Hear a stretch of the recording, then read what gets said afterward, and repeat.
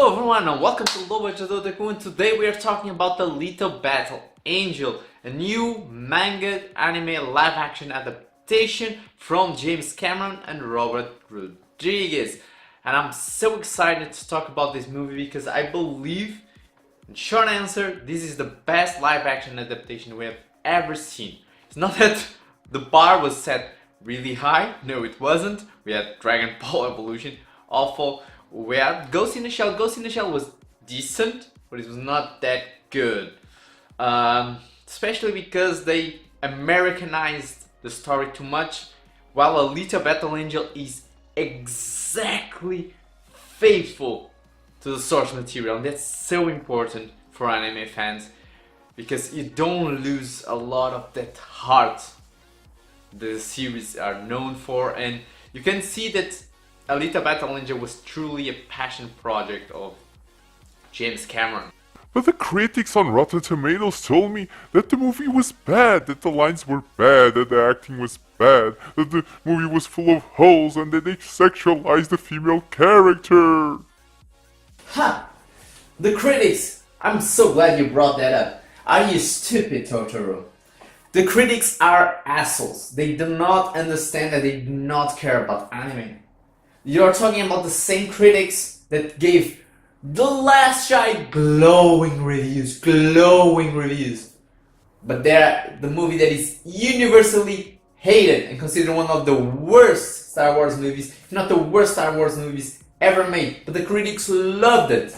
The same critics that said if you hated Ghostbusters 2016, you were sexist, because you only hated it because they were women, and they give it fresh ratings, even though it is universally hated. It is terrible, it's awful. Watching paper dry on a wall is more fun than watching Ghostbusters 2016. The same critics that told you and told them that Venom was bad, awful. Venom made tons of money, people loved it. Those same critics, those are the ones you want to believe in, Totoro? I guess you're right, LB. I'm being stupid. Good boy. There's two reasons why critics hate Alita Battle Angel. First one is very simple. Hollywood and the American media always have a bias against anime. Why do you think that only one Japanese animation movie won the Oscar, Spirited Away, when you have like every Hayao Miyazaki movie probably deserved the award? You had like House Moving Castle losing the award to Ratatouille. Man. Oh god.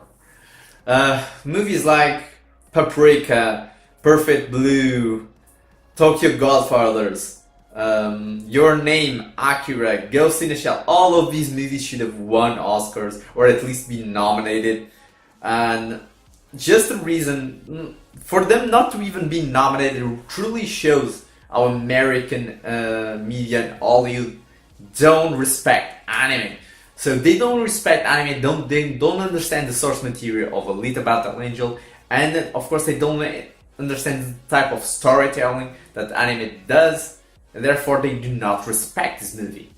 And the other one is, unfortunately, Hollywood, every movie that does not conform to their political ideology or even doesn't need to be anti their political ideology, just needs not to push that political ideology, they will not want to push the movie.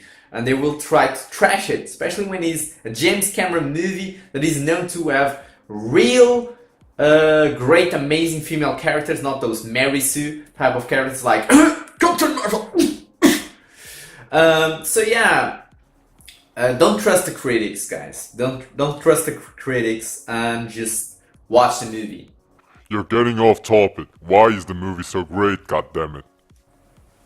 Why is the movie so great? Glad you asked, Totoro. Let's start by telling you that one of the biggest criticisms of critics is not really relevant if you understand anime. So they basically criticize that the movie doesn't tell you enough, that you don't find out most of the things, But here's the thing, anime works by arcs, and each arc is a self-contained story that fills in the bigger picture. And this is clearly one of the first arcs. This is supposed to have a sequel. According to James Cameron, this is supposed to be a trilogy. And it makes perfect sense because you cannot condense the entire story of the manga inside one single movie, and when you try to do that, you just ruin the movie outright. James Cameron is trying to be very careful to be faithful to the source material and not to rush it. So not for you to miss anything of this story. And to do that, he needs to go slowly, and he adapted one major arc in the movie. And one of the reasons why it works so well is because Alita is a character that has amnesia. She's rebuilt by this doctor, she gets a new cybernetic body, and she doesn't know who she is. And she's starting to find out the things about this world and things about herself and her past. And you're finding those things with her. So you cannot find anything out if she doesn't find out that thing. So you know what she knows when she knows it. And in this arc, she only knows a certain amount of stuff. She doesn't not know everything. So you're finding out things with her. And that's great storytelling. That's how you do it. You don't ship out and rush things. You slowly give the information, and some things you don't even need to tell the audience. These critics are treating the audience like we were retarded. No, a lot of things in the story you piece together while watching the movie. You don't need them to spell it out for you. Probably it's because the American media is so used to movies having to water down things for the American audience. And I'm glad that this movie did not do that. Another amazing thing is performances. Every actor is amazing on this, and they have a great cast. There are even a lot of great actors that are not really in the credits, but they appear in the movie.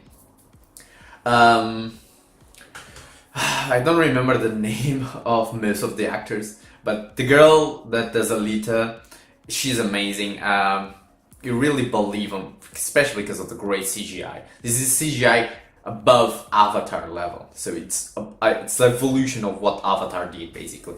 And the cyborgs, all of them are very well done. The guy that played Ajax on Deadpool is one of the villains. He does a great job. Then you have the other guy that was Cat and Mouth from the Luke Cage series, and he does a great villain, even though some people say that he was underutilized, and I agree a little bit with that, because he should have been a lot more prominent on the movie.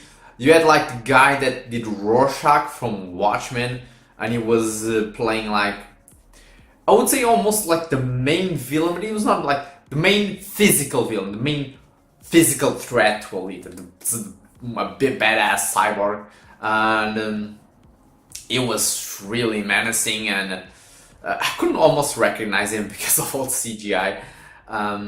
Then you had like the doctor, Christopher Waltz, that's his name, Christopher Waltz. He was brilliant. Like, he's a lot of the heart of this movie is Christopher Waltz as that father figure to Alita.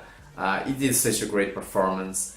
The only performance I kind of complain about, and I understand some people when they complain about, is the character Hugo, that is like the love interest of Alita. I think the actor itself is not very good.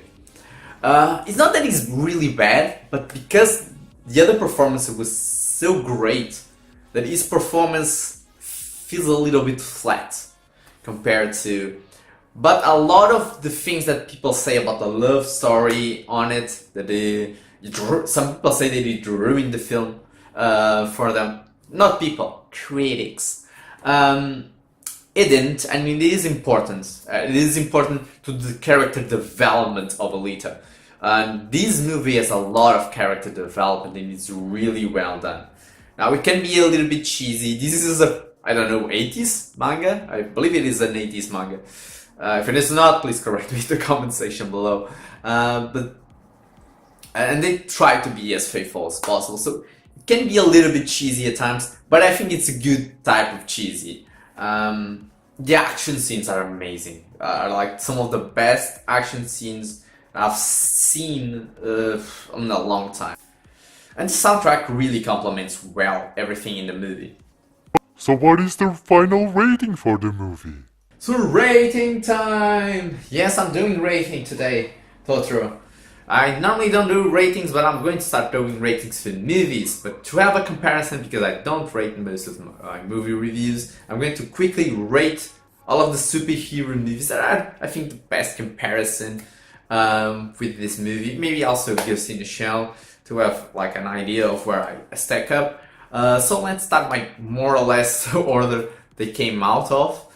So Deadpool 2, I believe it was a 9 out of 10. I believe Deadpool 2 is a better movie than the first one. I believe it improved most of the things.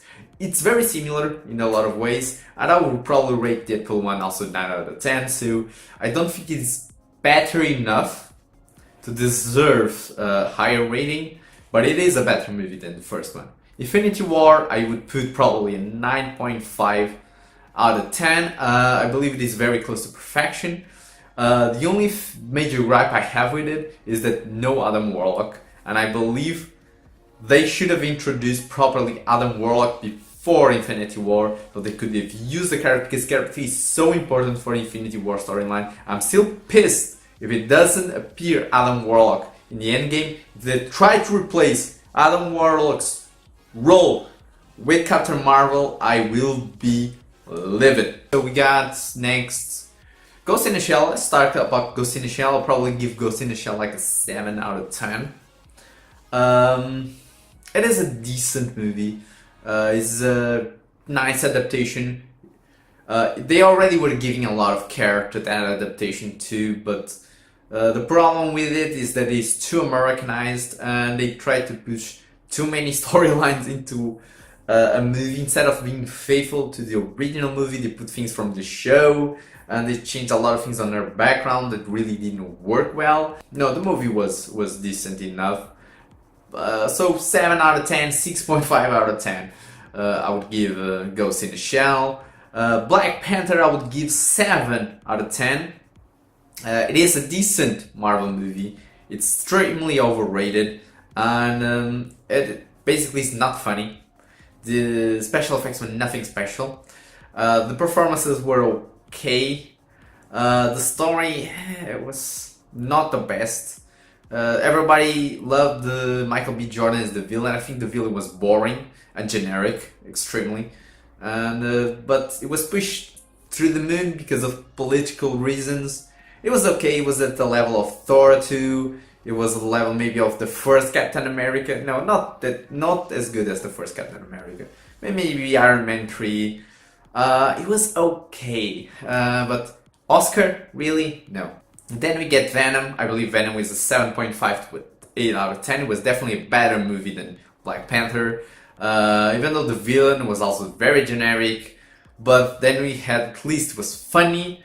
Action scenes were better, the CGI was better, and it had a great performance by Tom Hardy. That's the thing that really separates Venom from Black Panther. Tom Hardy did an amazing job with his performance, while the other guy, forget it. Then we got Ant-Man, 8 out of 10. It was one of the most underrated movies of the Marvel Cinematic Universe. I think Ant-Man 2, so Ant-Man and Wasp were amazing. I really liked the first one. The second one was at the same level. So it was not like Deadpool that improved. I think Ant-Man 2 just kept the level. So it was a really fun movie and it was a really good time. And Aquaman, I would also give 8 out of 10, maybe 8.5 out of 10. So I would say that Aquaman could have been a little bit better than Ant-Man. Maybe a little bit better. I think it's like between Aquaman and Wonder Woman for the best DCU movie. We get to our rating of Alita Battle Angel. I will give a solid 9 out of 10. I believe it is far above most of these movies that I saw last year. Except for Deadpool and Infinity War, I cannot imagine any of those movies for me being better than Alita Battle Angel. It is it's done with so much care. So congratulations for James Cameron and for Rodriguez. But the Little Battle Angel is a lot more than just an amazing live-action adaptation. It is very important for the future of anime live-action adaptations. I believe with time, Alita will become a cult classic. We'll look forward in the future, and Alita will be a name that we'll mention with cult classics like The Matrix, Fight Club, Blade Runner. And I believe if Alita makes enough money to get a sequel and to prove all you that this is the formula for success, we'll see a lot more anime movies be adapted and properly adapted with the care and love and heart that James Cameron puts on Alita with Rodriguez on the helm. And I do believe we deserve that, because when I saw, for example, the Netflix Fullmetal Alchemist live action adaptation, I was so sad, because in my opinion Fullmetal Alchemist is one of the best animes ever made, and the adaptation was so bad, but it was easy to do something so good. If they put the care that Alita got in the Fullmetal Alchemist adaptation, we would get like a trilogy of amazing movies with that story in mind, with a great casting, because the casting made no sense. There's like 3 characters that are Asian. Why are all of them Asian? Why are you doing this to me? Oh my god, because Japan does some decent live action adaptations, but it's rare. It's like Great Teacher Onizuka 2012, Rurouni Kenshin, it's also a great adaptation. Otherwise, they try to make it very faithful, but it's just the CGI is not there, and the acting is also not the best, and they do a lot of them, but they are not really that good, let's face it. Death Note adaptation, the Japanese one is also good, but the American one is trash. But again, it's the thing that we need for these live action adaptations to work is directors and writers and people that are really passionate about the source material, and they want to do it justice. And that's what we saw on Alita Battle Angel. And of course the budget that allows you to really go crazy on it helps.